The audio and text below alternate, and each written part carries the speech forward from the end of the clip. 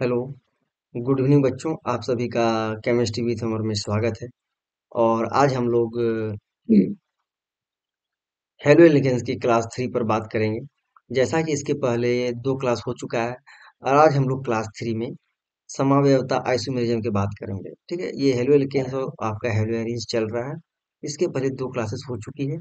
आप लोग जा करके क्लासेस को जरूर देख लें। ठीक है, तो चलिए सीधे आज स्टार्ट करते हैं। तो आज के हम लोग क्लास में बेसिकली आइसोमेरिज्म को समझेंगे। किसको समझेंगे? आइसोमेरिज्म को अच्छी तरह से समझेंगे आज की क्लास में हम लोग। आइसोमेरिज्म, ठीक है। आइसो आइसोमेरिज्म, ठीक है। आज हम लोग आइसोमेरिज्म को देखेंगे। तो आइसो का मतलब क्या होता है? इक्वल। आइसो मीन्स होता है इक्वल, ठीक है। और ये जो मेरिज्म जो देख रहे हैं, ये मेरस पार्ट के मिलने से बना है। तो मतलब हम कह सकते हैं मेरिज्म का मतलब आप लोग समझे पार्ट, ठीक है। मतलब इक्वल पार्ट। और इसका हिंदी बात करेंगे तो इसका हिंदी होता है समावयवता। क्या होता है? समावयवता, ठीक है। क्या होता है? समावयवता। तो आप लोग को अच्छी तरह समझना है। Equal part.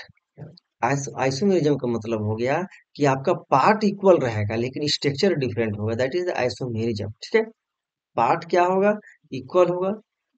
पार्ट इक्वल होगा लेकिन स्ट्रक्चर डिफरेंट होगा। That is isomerism. जैसे हम अभी हेलो एल्केन्स की बात कर रहे हैं, जैसे कि मान लीजिए अभी हम यहाँ पर इस क्लोरीन को यहाँ पर लगा दें, ठीक है। तो अभी इसका अगर आईपीसी नेम, दैट मीन्स इस क्लोरीन का पोजीशन देखें तो 1 2 3 पर है। अभी तो ये 3 पर है। अब इसी को क्या करते हैं हम, उठा करके लगा दिए यहाँ पर 2 में, ठीक है। तो दोनों में डिफरेंसेस क्या है? दोनों में क्या अंतर है? तो हम देख रहे हैं कि इस वाले स्ट्रक्चर में क्या है, क्लोरीन कहाँ पर है? 1 2 3 पर है। और यहाँ पर क्या है? 1 2 पर है। दैट मीन्स कि ये दोनों क्या है, एक दूसरे का आइसोमर है। दोनों क्या है, एक दूसरे का आइसोमर है। अब आइसोमर कितने टाइप्स के होते हैं? ये भी बहुत टाइप्स के होते हैं, हम लोगों ने फर्स्ट ईयर में पढ़ा है। लेकिन आपके सेकेंड ईयर 12th क्लास के बच्चों के पॉइंट ऑफ व्यू से आपको क्या करना है कि एग्जाम में क्वेश्चन एक बेसिक सा आता है कि जैसे क्वेश्चन दे दिया रहेगा। जैसे कि मान लीजिए फॉर्मूला आपका एग्जाम में दिया रहेगा। जैसे लिख दिया C4H10Cl। सॉरी, यहाँ पर H10 पॉसिबल नहीं होगा। C4H9, जैसे कि रहेगा C4H9 और Cl। इसमें पूछा जाएगा कि इसका हम कितना डिफरेंट डिफरेंट स्ट्रक्चर बना सकते हैं, दिमाग लगा करके डिफरेंट डिफरेंट कितना भिन्न भिन्न स्ट्रक्चर बना सकते हैं हम। दैट मीन्स कि इसको आइसोमेरिक स्ट्रक्चर भी हम लोग कह सकते हैं। कितना बना सकते हैं हम लोग देखते हैं। जैसे कि डायरेक्टली सीधा सा हम क्वेश्चन लेकर के चलते हैं। आपके पास क्वेश्चन क्या है कि C4H9 और हम Br ले लेते हैं, ठीक है।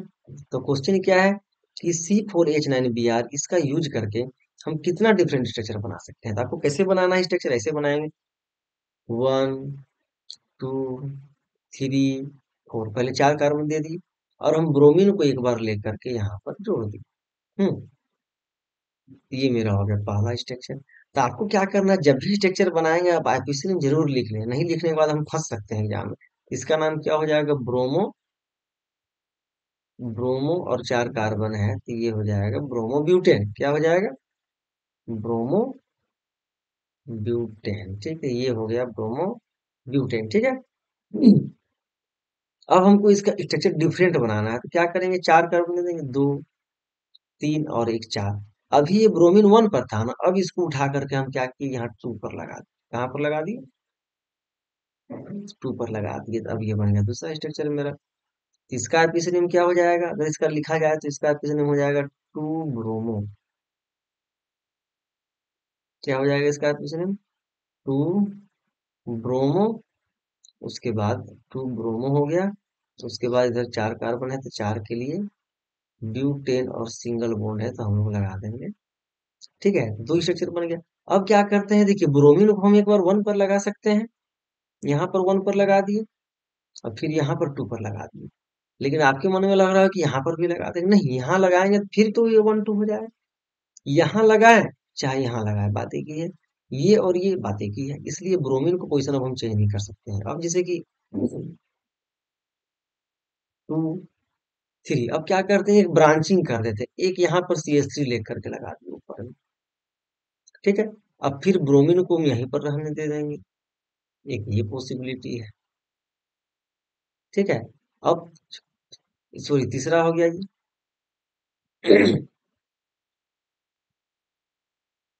अब क्या करते हैं कि जो ऊपर वाला है सेम कंडीशन को रहने दें, यहाँ पर CH3 को लगा दी। ठीक है, और इस बार ब्रोमीन को यहाँ लगा दी। ठीक है, तो टोटल में 4 पॉसिबिलिटी दिख रहा है। ठीक है, तो टोटल कितने आइसोमरिक हम बना सकते हैं? टोटल में हम लोग 4 आइसोमरिक स्ट्रक्चर बना सकते हैं इस फॉर्मूला का यूज करके। दैट मीन्स कि C4H9 Br का यूज करके हम 4 डिफरेंट स्ट्रक्चर बना सकते हैं। ये पहला हो गया, ये दूसरा हो गया, ये तीसरा हो गया, ये चौथा हो गया। ये अगर डिग्री इसका पूछा जाए तो ये कितना डिग्री है, हम देख रहे हैं कि ये कितना डिग्री हो गया, ये 3 डिग्री हो गया। इसका डिग्री पूछा जाए तो इस कार्बन से कितना कार्बन अटैच्ड है, एक। ये कार्बन है 3 डिग्री, लेकिन ये कितना डिग्री हेलो एल्केन है पूछा जाए तो इस कार्बन में चूंकि हेलोजन ग्रुप जुड़ा है ना, तो जिस कार्बन में हेलोजन जुड़ा है, जिस कार्बन में, उस कार्बन में कितना कार्बन टच है, एक ही कार्बन टच है, इसलिए हेलोजन हो जाएगा 1 डिग्री का, ये 3 डिग्री का। ठीक है, तो इस तरह से क्वेश्चन एग्जाम में आप लोग का आइसोमेरिक स्ट्रक्चर को लेकर के आएगा। ठीक है, ध्यान देना है आप लोगों को। तो इसमें हम बोन लाइन भी बना सकते हैं, तो ये बेसिक सा क्वेश्चन बहुत बार पूछ सकता है कि C4H9 बी का हम कितना पॉसिबल स्ट्रक्चर बना सकते हैं। तो जहां तक लग रहा है कि इसका आंसर 4 ही होना चाहिए, 1 2 3 4। ठीक है, और इसके अलावा कोई पॉसिबल नहीं है। ठीक है, अब जैसे कि मान लीजिए क्वेश्चन हम आपके सामने दे देंगे C3 और H7 और Br, तो आपको क्या करना है, इसका कितना कितना बना सकते हैं, तो ऐसे बनाएंगे आराम से, 1 2 3 दे दिए। एक बार Br को यहाँ पर लगा देंगे, ये बन गया पहला। फिर 1 2 3, अब Br पहला पोजीशन पर था, उठा के इसको ले आया दूसरा पोजीशन पर, बन गया दूसरा। ठीक है, अब क्या पॉसिबिलिटी है, आपके मन में लग रहा है कि चलो यहाँ ब्रांच कर दें और एक बार यहाँ Br को लिख करके जोड़ दें।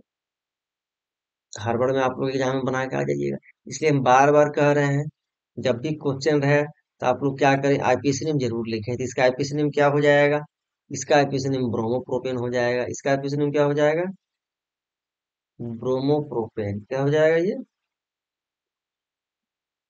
ब्रोमो और 3 कार्बन है तो ये हो जाएगा ब्रोमोप्रोपेन। ठीक है, और इसका यहाँ से नंबरिंग करेंगे 1 2 3, तो ये क्या हो जाएगा, ये हो जाएगा मेरा 2 ब्रोमो, और इधर 3 कार्बन है, 3 के लिए क्या हो जाएगा तब, प्रोपेन।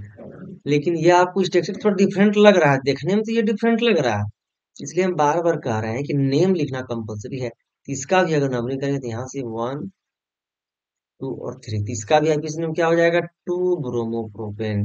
तो ये भी 2 ब्रोमोप्रोपेन, ये भी 2 ब्रोमो, इसलिए दोनों में कोई अंतर नहीं है। इसलिए थोड़ा एग्जाम में आपको बी केयरफुल होना है, स्ट्रक्चर अच्छी तरह ड्रॉ करना है, और नेम लिखना बहुत ही कंपलसरी है। नेम नहीं लिखेंगे तो हम लोग एग्जाम में फंस जाएंगे। ठीक है, तो इसका 2 ही बनने का पॉसिबिलिटी है, कितना बन सकता है इसका, 2 ही स्ट्रक्चर हम लोग बना सकते हैं। एक ये हो गया और एक ये हो गया। ठीक है, ये मेरा नहीं हो सकता है, C3H7 का यूज करके हम 2 बना सकते हैं। ठीक है, तो ये सब क्वेश्चन कर लें। अधिकतर एग्जाम देखिए 3 क्वेश्चन ज्यादा क्वेश्चन पूछता है, जैसे कि C4H9Cl हो गया, और एक C5H11 Br हो गया। ठीक है,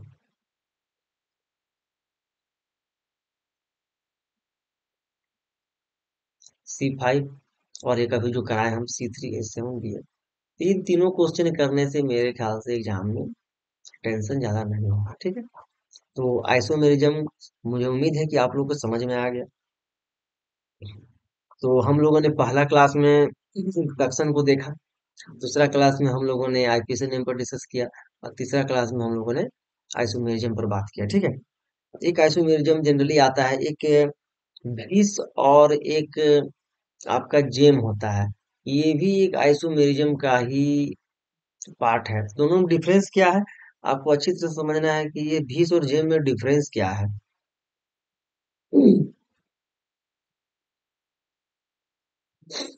देखिए, विस का मतलब होता है कि एक ही कार्बन में अगर हेलोजन को लगे, सॉरी, भिन्न भिन्न कार्बन में इसमें भी हेलोजन लगा रहा है और इसमें भी हेलोजन, तो इसको हम लोग विस कहते हैं। और जेम का मतलब होता है एक ही कार्बन में अगर दो हेलोजन ग्रुप लगा दें तो वो कहला जाएगा मेरा जेम। क्या हो जाएगा वो? जेम हो जाएगा। मतलब कि दोनों क्लोरीन जो है दो कार्बन पर लगा हुआ है तो ये विस हो जाएगा, और एक ही कार्बन पर लगा हुआ रहेगा तो वो जेम हो जाएगा। तो इन दोनों भी एक दूसरे का आइसोमर है। जैसे कि यहाँ भी क्लोरीन लगा दिए, जैसे कि चलिए बार बार क्लोरीन ले रहे हैं, ब्रोमीन ले ली, यहाँ भी ब्रोमीन लगा दिए, यहाँ भी ब्रोमीन लगा दिए, ठीक है। तो ये क्या हो गया मेरा? ये मेरा हो गया, कौन सा फॉर्म हो गया? ये मेरा भीष्म हो गया। इसी का जेम कैसे बनाएंगे? तो यहाँ पर ब्रोमीन को लगा दिए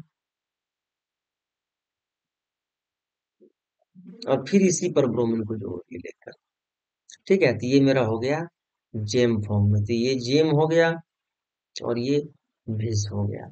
इन दोनों को ध्यान रखना है कि ये भीष और ये जेम, ये बहुत बार क्वेश्चन पूछता है। ये भीष डाइहेलाइड, ये जेम डाइहेलाइड, इसको कह सकते हैं, क्या कह सकते हैं? 2,3 डाइब्रोमो, या इसको भीष डाइब्रोमाइड भी कह सकते हैं, इसको जेम डाइब्रोमाइड कहते हैं। ठीक है, तो आज के लेक्चर में हम लोग आइसोमेरिज्म तक ही रहने देते हैं, और नेक्स्ट क्लास आप लोग करना नहीं भूलें।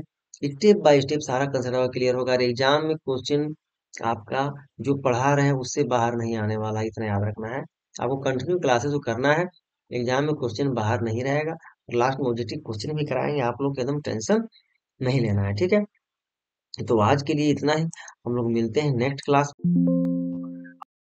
को कंटिन्यू करते रहें, ठीक है।